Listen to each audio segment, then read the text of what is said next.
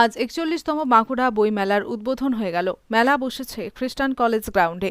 মেলার উদ্বোধন করলেন বিশিষ্ট সাহিত্যিক ভগীরথ মিশ্র। বইকে ভালোবেসে হাঁটুন এই স্লোগানকে সামনে রেখে একটি বর্ণাঢ্য পদযাত্রার আয়োজন করা হয়। বহু বিশিষ্ট ব্যক্তি ছাড়াও বহু বইপ্রেমী মানুষ এই পদযাত্রায় পা মেলায়।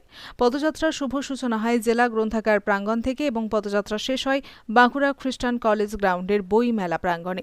এবার বাঁকুড়া জেলা বই মেলার থিম ভাষার ঐতিহ্য রক্ষা আমাদের অঙ্গীকারকে সামনে রেখে জেলার বিশিষ্ট সমাজসেবী কাশীনাথ মিশ্রের স্মরণে বইমেলার সম্পাদক তথা জেলা গ্রন্থাগারিক মার্শাল টুডু ও অতিরিক্ত জেলাশাসক সাধারণ নকুলচন্দ্র মাহাতো এমনটাই জানান।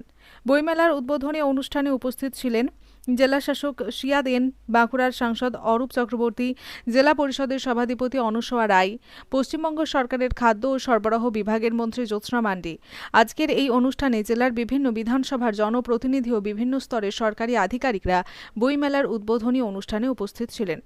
জেলার বিশিষ্ট সমাজসেবী কাশীনাথ মিশ্রের স্মরণে বইমেলার সম্পাদক তথা জেলা গ্রন্থাগারিক মার্শাল টুডু ও অতিরিক্ত জেলাশাসক সাধারণ নকুলচন্দ্র মাহাতো এমনটাই জানান।